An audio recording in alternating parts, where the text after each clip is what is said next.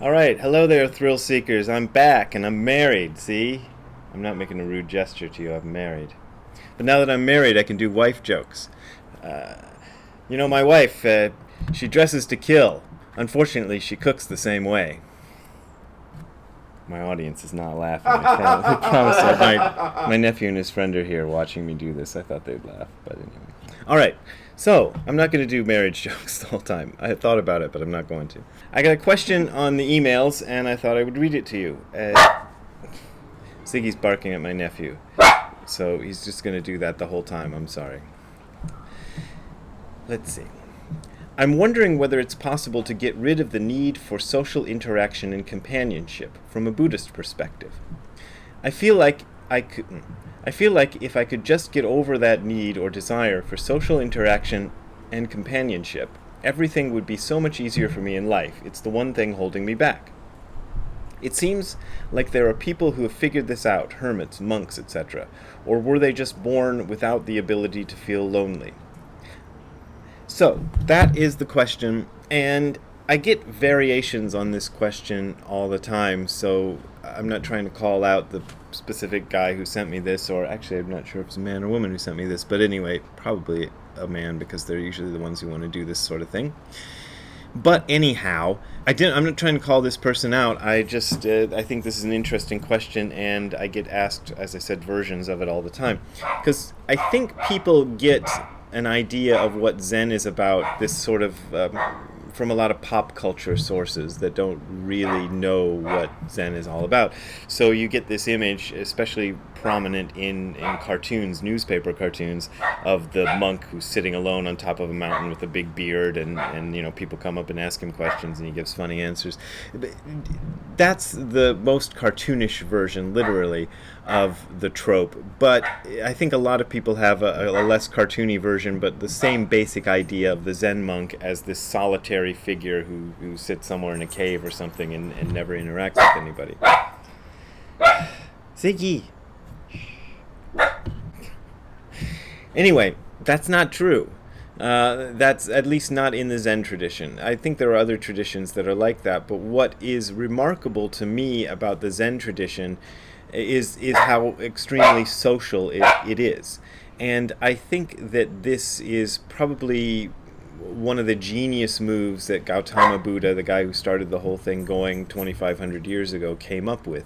Because I think before his time, that was the usual way it was done. If one wanted to meditate, one went off and isolated oneself in the mountains or somewhere, and lived alone for years and years, and had great revelations and whatever, and did it that way.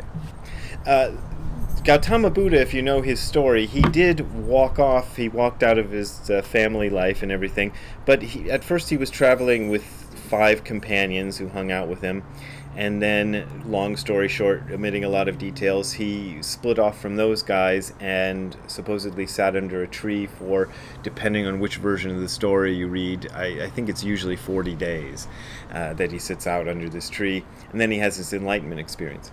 And at first, after he has his enlightenment experience, he thinks to himself, no one will ever understand this, I better just keep it to myself.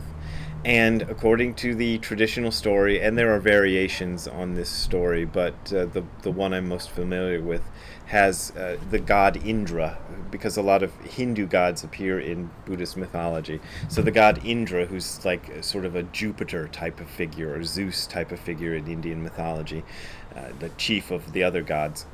So the god Indra comes to him and says, you got to tell the people about this thing, and you got to try to teach it to people. And the Buddha in that story reluctantly agrees, and he goes back to the 5 companions that he had, and he starts teaching them, and they become the first sangha. That's the word that is used for the group of people who study Buddhism together. And in Buddhism, in Zen Buddhism, and I think really pretty much every form of Buddhism, I don't know any that omit this idea, you praise what they call the 3 treasures, the triple treasure, which is Buddha, Dharma, and Sangha. So Buddha is the Buddha, but it can mean a more cosmic thing like just truth personified by Buddha. Dharma, which is the teachings of Buddha, and Sangha, which is the group of people who you study Buddhism with. Now, being the kind of guy I am, I used to tell people that I had no trouble praising Buddha and Dharma, but sangha was something I'd rather live without, because I was never much of a joiner of groups, and I kind of resented the fact that in order to study in this tradition, you had to study it with a bunch of people. And often the only thing I had in common with the various sanghas I was a member of before I, became a teacher myself was that we were all interested in Zen Buddhism, and nothing else. We weren't aligned politically. We didn't like the same kind of movies. We didn't like the same kind of music. Often I was the only person who was interested in things like punk rock, for example. That's why I was so surprised when Noah Levine came out with his book Dharma Punks, which came out almost simultaneously with my book Hardcore Zen.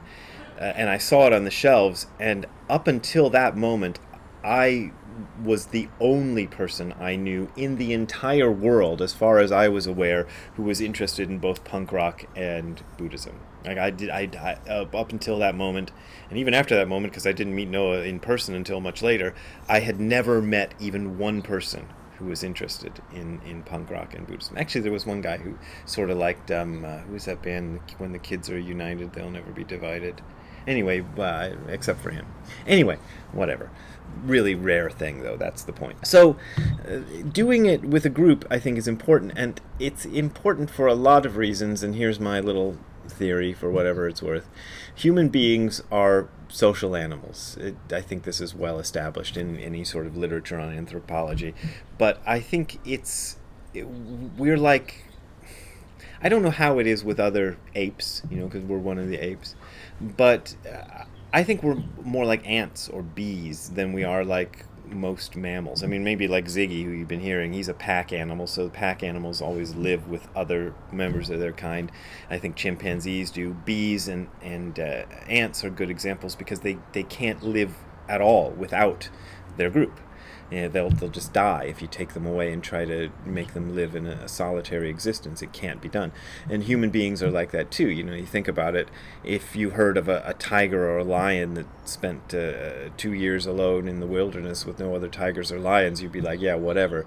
But if you hear about a human being who spent 2 years alone in the wilderness with no other human beings, that's amazing. That gets on the news. That's a big deal because we don't normally interact like that. So my questioner is asking how he can get rid of, what does he say, the need for social interaction and companionship. And the answer is you can't. And as I say, I want to say this again in case the person who wrote me this email is watching. I'm not singling you out because you were far. Actually, this may sound insulting to the person who wrote this email, but you are far from the only one who's asked this question. I get asked versions of this question all the time.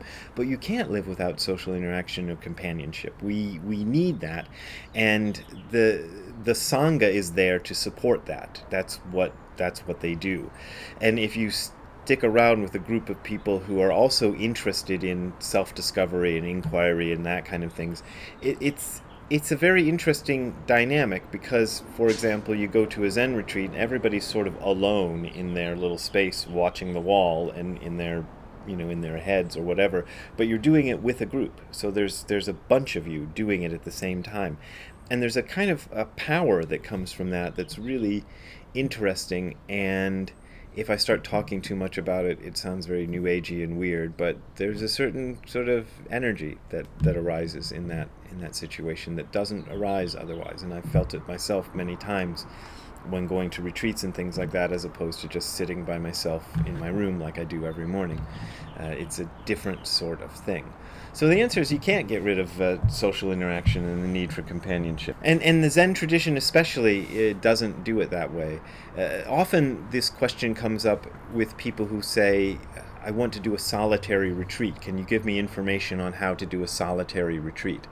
And that, actually, when I first started getting asked that question, that was the thing that sort of tripped the trigger in my head that made me realize we don't do that. I think in the Tibetan Buddhist tradition there is a kind of space for that, but in the Zen tradition there isn't. We don't do solitary retreats. I never heard of anybody doing a solitary retreat unless they were visiting a Zen group from another group. I have heard of that happening, where they'll do a solitary retreat. But in the Zen tradition, somebody tell me if I'm wrong. I've never heard of that being done.